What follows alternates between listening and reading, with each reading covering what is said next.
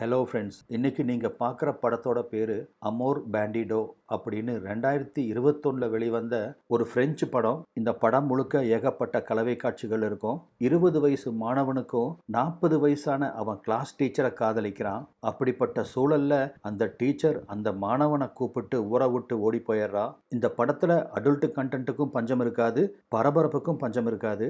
சரி, இப்போ இந்த வீடியோவை பார்க்க ஆரம்பிங்க. படத்தோட ஓப்பனிங்லேயே நம்ம ஹீரோ ஜானை காமிக்கிறாங்க. அங்கே இருக்கிற ஒரு யூனிவர்சிட்டியில் ஃபைனல் இயர் பண்ணிட்டு இருக்கிறான். ப்ராஜெக்ட் விஷயமா நைட்டெல்லாம் கண்ணு முழிச்சிருக்கான். மறுநாள் காலையில் வேகமாக எந்திரிச்சு காலேஜுக்கு கிளம்புறான். இந்த ஜானோட ஃபேமிலி ரொம்ப பணக்கார ஃபேமிலி. அவங்க அப்பா ஃபேமஸான ஜட்ஜு. ஆனால் அவங்க அம்மா பார்த்தீங்கன்னா சரியான தண்ணி வண்டி. சதா சர்வ காலமும் சரக்குலேயே தான் மறந்துட்டு இருப்பாங்க. அப்பாவாகட்டும் அம்மாவாகட்டும் ரெண்டு பேரும் ஜானை கண்டுக்கிறதே இல்லை. ஸோ ஜானுக்கு பெற்றவங்க பாசம்னா என்னன்னே தெரியாது. அவனுக்கு கூட பிறந்தவங்களும் யாரும் இல்லை, ஃப்ரெண்ட்ஸும் யாரும் இல்லை. அவனுக்கு போர் அடிக்கும் போதெல்லாம் வயலின் வாசிப்பான். இப்போ காலேஜுக்கு வரான். அவன் ப்ராஜெக்டை சப்மிட் பண்ணுறான். இவன் ப்ராஜெக்டை பார்த்த அந்த டீச்சர் லூசியானா, இதெல்லாம் ஒரு ப்ராஜெக்டா, சூற மொக்கையா இருக்கு அப்படின்னு கிளாஸில் அத்தனை பேர்த்து முன்னாடியும் ஜானை அவமானப்படுத்திடுறாங்க. இதனால் கடுப்பான ஜானு சட்டுன்னு கிளாஸை விட்டு கிளம்பி போய் லைப்ரரியில் உட்காந்துக்கிறான். கிளாஸ் முடிஞ்சோடனே இவனை டீஸ் பண்ணாங்களே அந்த டீச்சர் லூசியானா, அவங்க இவனை தேடிட்டு லைப்ரரிக்கே வராங்க. எதுக்கு ஜானு பொசுக்குன்னு எல்லாத்துக்கும் கோவிச்சுக்கிற? நான் ஜஸ்ட் உன்னை கிண்டல் தான் பண்ணேன், அதுக்கு உனக்கு இத்தனை கோபம் ஆகாதுரா அப்படின்னு ஜானை கன்வின்ஸ் பண்றா. எது என்ன ஜஸ்ட் கிண்டல் பண்ணியா? அத்தனை பேர்த்து முன்னாடியும் என் ப்ராஜெக்டை தூக்கி வீசி என்னை கேவலப்படுத்திட்டு, அதுவும் இந்த காலேஜோட ஃபைனல் டே இன்னைக்கு, இந்த லாஸ்ட் டே அதுவுமா என்னை ரொம்ப ஹர்ட் பண்ணிட்டேன் அப்படின்னு லூசியானா கிட்ட அவன் கோவப்படுறான். அப்பதான் தெரியுது இவங்க ரெண்டு பேர்த்துக்கு நடுவில் அஃபேர் ஓடிட்டு இருக்குன்னு. ரொம்ப க்ளோஸா வந்த லூசியானா லைப்ரரியில ஒரு மறைவான பகுதிக்கு அவனை தள்ளிட்டு போய் அங்கேயே அவனுக்கு கிஸ் கொடுக்க ஆரம்பிக்கிறா. ரெண்டு பேரும் மூர்க்கத்தனமா கிஸ் பண்ணிக்கிறாங்க. அப்பதான் லூசியானா அடுத்த குண்டத்துக்கு போடுறா. இதோ பாரு ஜானு, எனக்கும் இன்னைக்கு தான் இந்த காலேஜில் லாஸ்ட் டே. நான் ஆல்ரெடி ரெசிக்னேஷன் சப்மிட் பண்ணிட்டேன். நான் இங்கிருந்து ஷிஃப்ட் ஆகி வேற ஒரு கண்ட்ரிக்கு போறேன் அப்படின்னு சொல்லவும் அதை கேட்டு ஜானு ரொம்ப அப்செட் ஆகுறான். ஏன்னா அவனுக்குன்னு இந்த உலகத்தில் இருக்கிற ஒரே ஜீவன் இந்த லூசியானா தான். அவன் என்னதான் டீச்சராக இருந்தாலும் இவன் ஸ்டூடெண்டாக இருந்தாலும் இவங்க ரெண்டு பேரும் ரொம்ப டீப்பாக லவ் பண்ணிட்டு இருக்காங்க. என்னது, வேற கண்ட்ரிக்கு போறியா? அப்ப நம்ம லவ் அப்படின்னு ஜான் கேட்கவும், இந்த லவ் கிவெல்லாம் நம்மளுக்குள்ள செட் ஆகாது ஜான். இன்னைக்கு நைட்டு இந்த அட்ரஸில் என்னை வந்து மீட் பண்ணு, நம்ம ரெண்டு பேரும் சந்தோஷமாக இருக்கலாம் அப்படின்னு சொல்லிட்டு அவள் வீட்டு அட்ரஸை கொடுத்துட்டு போகிறா. நைட்டு அவள் சொன்னபடியே அந்த அட்ரஸுக்கு ஜான் வர்றான். ஜானுக்காக லூசியானா ஆல்ரெடி காரில் வெயிட் பண்ணிட்டு இருக்கா. ஜான் காரில் ஏறின உடனே, இதோ பாரு ஜானு, உன் வயசுக்கு ஏற்ற பொண்ணை பார்த்து நீ காதலிச்சாதான் உனக்கு நல்லது. நம்ம ரெண்டு பேரும் இந்த காலேஜில் இருக்கிற வரைக்கும் எவ்வளவு சந்தோஷமாக இருக்க முடியுமோ அவ்வளவு சந்தோஷமாக இருந்துட்டோம். நம்ம ரெண்டு பேர்த்தோட உறவுங்கிறது பாசிங் கிளவுட்ஸ் மாதிரி தான். ஜஸ்ட் நம்ம மீட் பண்ணோம், நல்லா ஃபன்னாக இருந்தோம். இப்போ நீ உன் வழியில் போயிரு, நான் என் வழியில் போயிடுறேன், அதுதான் நல்லது அப்படின்னு லூசியானா சொல்ல, அதை கேட்டு ஜானு அழுகவே ஆரம்பிச்சிடறான். நானும் உன் கூடவே வர்றேன் அப்படின்னு அடம்பிடிக்கிறான். லூசியானாவும் யோசிக்கிறான். அதுக்கப்புறம் சரி ஒன்று பண்ணலாம், நம்ம ரெண்டு பேரும் ஒரு மாதம் என்னோட தாத்தா வீட்டுக்கு போய் ஸ்பெண்ட் பண்ணலாம். நம்மளால் எந்த அளவுக்கு மேட்டர் வச்சுக்க முடியுமோ அந்த அளவுக்கு மேட்டர் வச்சுக்கலாம். அந்த 1 மந்த்துக்கு அப்புறமா ரெண்டு பேரும் டிசைட் பண்ணிக்கலாம் அப்படின்னு சொன்ன லூசியானா, அது சரி உங்க அப்பா அம்மா கிட்ட என்ன ரீசன் சொல்லிட்டு வருவேன் அப்படின்னு லூசியானா கேட்குறா. அது ஒன்றும் பிரச்சனை இல்லை, என் ஃப்ரெண்ட்ஸ் வீட்டுக்கு போகிறேன்னு சொல்லிட்டு வந்துடுவேன், நான் எங்கே போகிறேன்னு கூட கேட்க மாட்டாங்க அப்படின்னு சொல்கிறான். சரி வா கிளம்பலாம் அப்படின்னு சொல்லிட்டு அங்கேருந்து கிளம்புறாங்க. போகிற வழியிலேயே பர்கரு பீருன்னு சொல்லி வேண்டியதெல்லாம் சாப்பிட்டுட்டு தேவையான ஃபுட்டையும் பார்சல் வாங்கிட்டு வந்துக்கிறாங்க. ஓவராக சரக்கு அடிச்சதால ஜான் கார்லேயே மட்டையாயிடுறான். அவன் மட்டையாயிட்டான் அப்படின்னு உறுதிப்படுத்தினதுக்கு அப்புறமா லூசியானா அவனை ஒரு ஃபோட்டோ எடுத்து யாருக்கோ அந்த ஃபோட்டோவை வாட்ஸ்அப்பில் அனுப்புகிறா. இப்போ காரு நைட்டெல்லாம் ட்ராவல் ஆகி மறுநாள் லூசியானாவோட தாத்தா வீட்டுக்கு வந்து அடைகிறாங்க. அந்த வீடு பார்த்தீங்கன்னா ரம்யமான ஒரு காட்டுக்கு நடுவில் இருக்கு. பழங்காலத்து வீடு தான், ஆனால் வீடும் நல்லா இருக்கு. அந்த வீட்டை சுற்றி இருக்கிற அந்த இயற்கை காடுகளும் நல்லா இருக்கு. அந்த வீட்டை சுற்றியும் கிலோமீட்டர் கணக்கில் வேற எந்த வீடுகளும் கிடையாது. அந்த வீடு பராமரிப்பு இல்லாமல் கிடக்குது. ஜான் கிட்ட மாற்று துணி இல்லை, அதனால அவனுக்காக மாத்திக்கிறதுக்கு துணி வேற வாங்கிட்டு வந்திருக்கா லூசியானா. அங்கே ஒரு பழைய நீச்சல் குளத்தை ஜான் பார்க்குறான். தண்ணியெல்லாம் பாசம் பிடிச்சி பராமரிப்பு இல்லாமல் கிடக்குது. ஜான் அதை போய் எட்டி பார்த்துட்டு இருந்த சமயத்தில் பின்னாடி வந்த லூசியானா அவன் கொஞ்சம் கூட எதிர்பார்க்காத சமயத்தில் அவனை பிடிச்சி அந்த நீச்சல் குளத்துக்குள்ளே தள்ளி விட்டுறா. உள்ளே விழுந்த ஜானு ஒரு நிமிஷம் திக்குமுக்காடி போயிடுறான். அப்போ தான் பார்த்தீங்கன்னா அவனோட பேகு அந்த நீச்சல் குளத்தில் விழுந்தபடியே கிடக்குது. அந்த பேகுக்குள்ளே தான் ஜானோட ஃபோனும் இருக்குது. தண்ணியில் விழுந்ததால் அந்த ஃபோனும் கண்டிப்பாக டேமேஜ் ஆகிருக்கும். நீச்சல் குளத்தை விட்டு நடுங்கிட்டே ஜான் வர உள்ளே வந்த ஜானை அவன் ட்ரெஸ்ஸை எல்லாத்தையும் கழட்டி அவனை அவனை குளிக்கிறதுக்கு பாத்ரூமுக்கு அனுப்புறா லூசியானா. குளிரில் நடுங்கிட்டு இருந்த ஜான் சூடான ஷவரில் குளிச்சதுக்கு அப்புறம் தான் கொஞ்சம் நார்மலுக்கே வரான். இன்னொன்று சொல்ல மறந்துட்டேனே, லூசியானாவோட தாத்தா பாட்டியெல்லாம் எப்போவோ செத்து போயிட்டாங்க. அவள் கூட பிறந்தவங்களும் யாரும் இல்லை. அதனால் இவங்க 2 பேரும் இந்த வீட்டில் தனியாக தான் தங்க போகிறாங்க. ஜான் குளிச்சுட்டு வர்றதுக்குள்ளேயே லூசியானா போய் படுத்து தூங்கிடுறா. அவ்வளோ டயர்ட் அவளுக்கு. ஜானும் அவள் பக்கத்தில் போய் படுத்து பெட்ஷீட்டை இழுத்து போத்திக்கிறான். பெட்ஷீட்குள்ளே அவன் கை அவளை கண்ட இடத்துல எல்லாம் நீவ ஆரம்பிக்குது.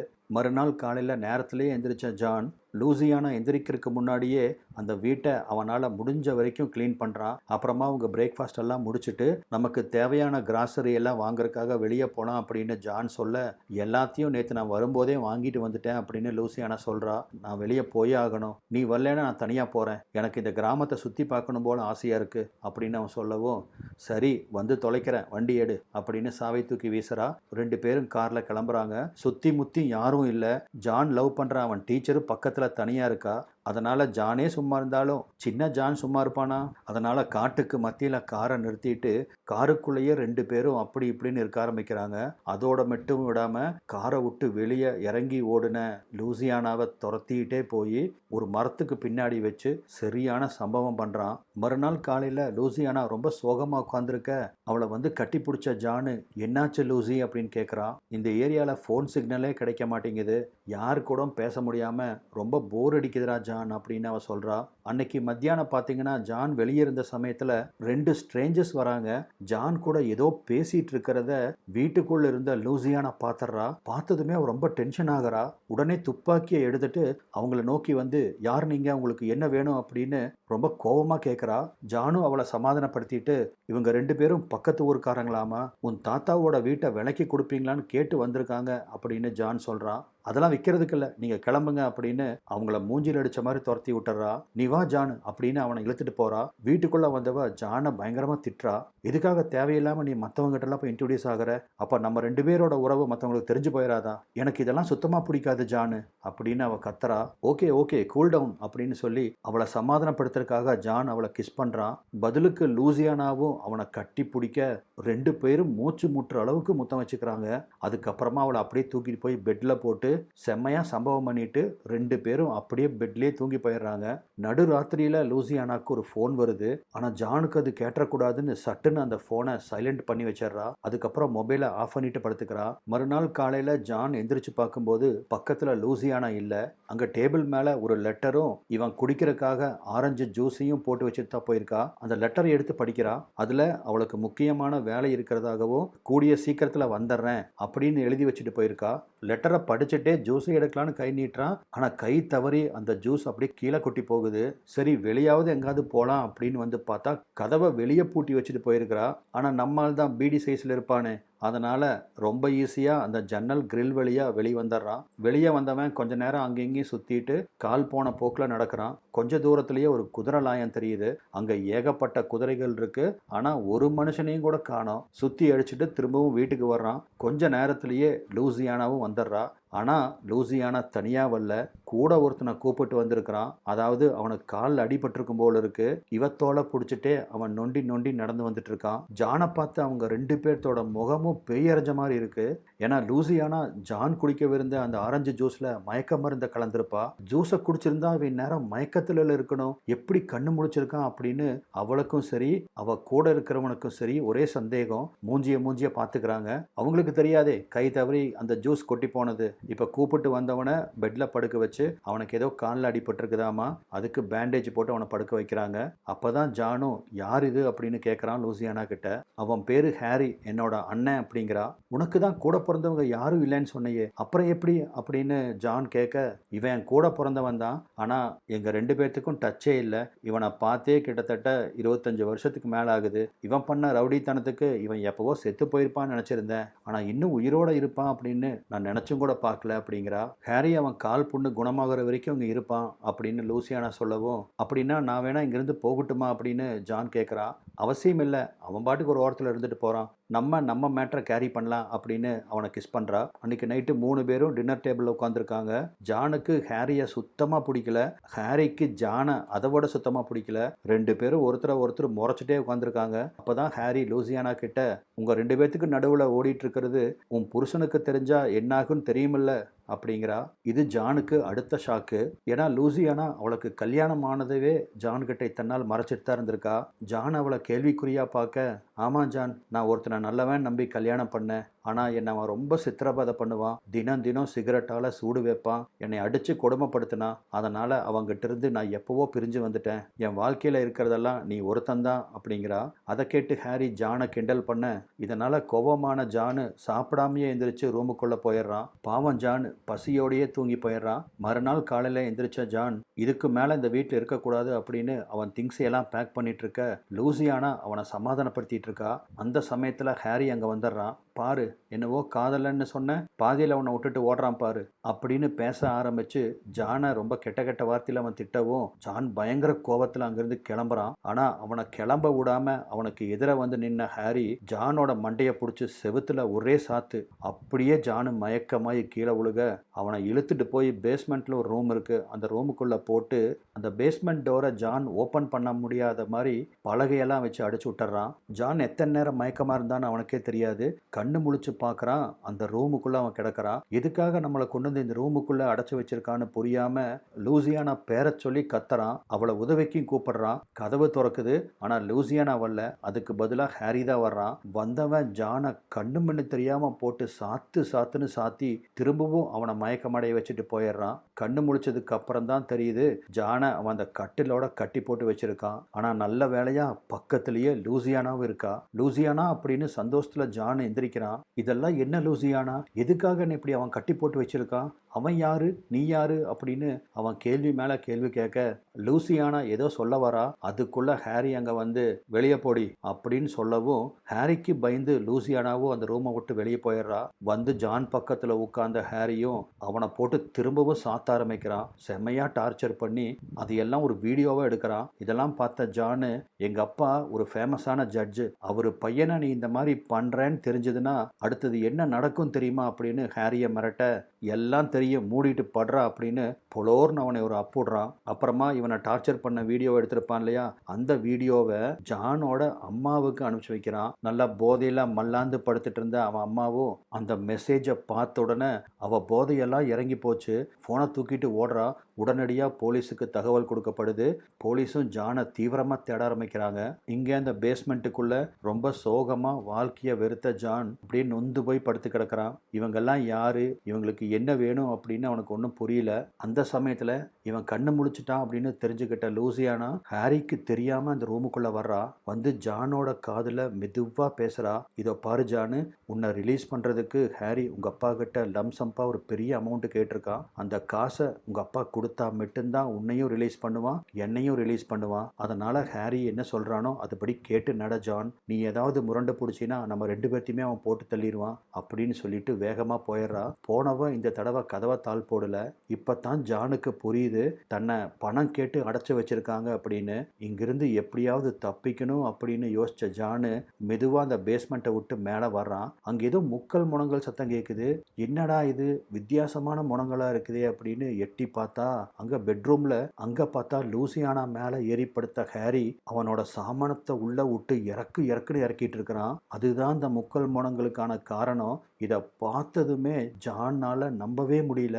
இப்படியும் நடக்குமா, அண்ணன் தங்கச்சி எங்காவது இந்த மாதிரி பண்ணுவாங்களா அப்படின்னு ரொம்ப அதிர்ச்சி அடைகிறான். ஹாரி கிட்ட செம்மையா குத்து வாங்கிட்டு இருந்த லூசியானா ஜான் அவளை பார்க்கறதா பார்த்தர்றா. ஹாரிக்கு தெரியாம சத்தம் போடாம இங்கிருந்து போ அப்படின்னு சைகை பண்றா. திரும்பவும் இந்த பேஸ்மெண்ட்டுக்குள்ள வந்து உட்கார்ந்து பயங்கரமா அழுக ஆரம்பிக்கிறான். லூசியானா இப்படி பண்ணுவான் அப்படின்னு அவன் நினைச்சும் கூட பார்க்கல. அவனால அவன் பார்த்த காட்சியை நம்பவே முடியல. ஹாயா அவங்க அண்ணன் கூட குத்து வாங்கிட்டு இருக்கிறா. அவளை காதலிக்கிற இவன் பேஸ்மெண்ட்ல படுத்து அழுதுட்டு இருக்கிறான். இனி ஒரு நிமிஷம் கூட அந்த வீட்டுக்குள்ள இருக்கக்கூடாது அப்படின்னு முடிவெடுத்த ஜானு அவங்க ரெண்டு பேரும் மேட்டர் முடிக்கிறதுக்காக வெயிட் பண்றான். ஒரு வழியா மேட்டரை முடிக்கிறாங்க. அதுக்கப்புறம் அந்த ரூம்ல இருந்து எந்த சத்தமும் வரல. ஷூவெல்லாம் மாட்டிட்டு ஜானு கதவு வழியா வெளிவர்றான். இந்த ரெண்டுகளும் மேட்டர் முடிச்சுட்டு அப்படியே தூங்கி போயிருச்சுங்க.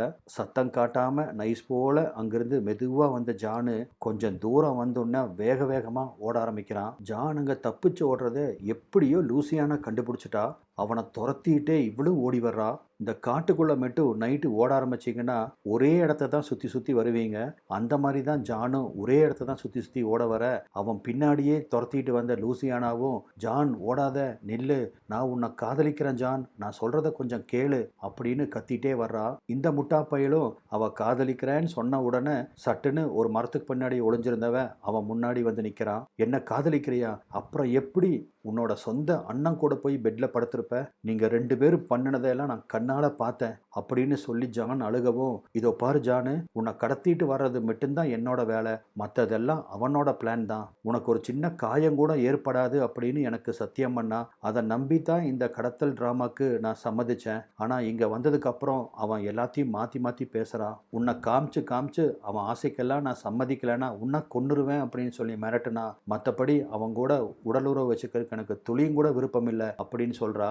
இது எல்லாம் ஜானும் நம்பிடுறான். அந்த சமயத்தில் தான், என்ன 2 பேரும் காதல் வசனம் பேசி முடிச்சாச்சா அப்படின்னு கேட்டுட்டு ஹாரி அங்கே வந்து நிற்க, ஒரு கணம் ஹாரியை பார்க்க ஜான் திரும்பின சமயத்தில் கீழே இருந்த ஒரு கல் எடுத்து லூசியானா ஜானோட மண்டையில் ஒரே அடி. திரும்பவும் ஜான் அங்கே மயக்கம் அடைஞ்சிடறான். அவன் மண்டை எத்தனை அடிக்கு தாண்டி தாங்கும்? ஜான் தப்பிச்சு போக பார்த்தான் அப்படிங்கிற கோபத்தில் ஹாரி மயங்கி கிடந்தவனை போட்டு உதன்னு உதைச்சு இப்போ அண்ணனும் தங்கச்சியும் சேர்ந்து அவனை இழுத்துட்டு போய் ஒரு இடத்துல போடுறாங்க. சரியா அந்த சமயத்தில் ஹாரியோட இன்னொரு ஃப்ரெண்டு அங்கே வந்துடுறான். ஜானோட அப்பா போலீஸ்கிட்ட அந்த கடத்தல்காரங்க கேட்ட பணத்தை நான் கொடுத்துட்றேன், நீங்கள் இன்வால்வ் ஆகுறீங்கன்னு தெரிஞ்சா அவன் என் பையனை கொண்டுருவான், எனக்கு என் பையன் முக்கியம் அப்படின்னு சொல்லிட்டு ஹாரி கேட்ட தொகையை ஜானோட அப்பா கொடுத்துருப்பாரு. அதை வாங்கிட்டு வர்றதுக்கு தான் ஹாரியோட ஃப்ரெண்டு போயிருப்பான். இப்போ அந்த பணத்தோட அவன் ஃப்ரெண்டு இங்கே வந்து சேர்றான். ஆனால் பாருங்க, பணத்தை வாங்கின ஹாரி பணம் கிடைச்சோன்னே ஜானை விடுவிச்சிட்றேன் அப்படின்னு சொல்லி தான் பணத்தை வாங்கியிருப்பான். ஆனால் அதை செய்யாமல் ஜானை தூக்கிட்டு போய் அந்த குதிரை லாயத்தில் ஒரு சேரில் கட்டி போட்டுட்டு அவனை கொல்றதுக்கு துப்பாக்கி எடுக்கிறான். ஜானு கதறான், என்னை விட்டுரு, நான் இங்கே நடந்ததை யாருக்கிட்ட சொல்ல மாட்டேன் அப்படிங்கிறான். ஆனால் ஹாரி என்ன சொல்கிறான், அது எப்படி சொல்லாமல் இருப்ப? என் முகத்தை நல்லா பார்த்துட்ட, என் தங்கச்சி லூசியானா உனக்கு ரொம்ப நல்லா தெரியும், இப்போ என் ஃப்ரெண்டையும் பார்த்துட்ட, நீ போய் போட்டு விட்டுட்டேன்னா எங்களை போலீஸ் பிடிக்கிறதுக்கு ஒரு நாள் கூட ஆகாது, செத்து போடா அப்படின்னு ட்ரிக்கர் அழுத்துற சமயத்தில் அங்கே லூசியானா ஓடி வர்றா. ஜானை சுட போகிற ஹாரியை பார்த்தோன்னா ஹாரி அப்படின்னு கத்துறா. ஏண்டி இப்படி பேய் பிடிச்ச மாதிரி கத்துற அப்படின்னு லூசியானாவை பார்த்து ஹாரி கத்த, ஹாரி நீ என்ன சொன்ன? பணம் கிடைச்ச உடனே அவனை உயிரோட விட்டுருவேன்னு தானே சொன்னேன், இப்போ எதுக்கு அவனை கொல்ல போற?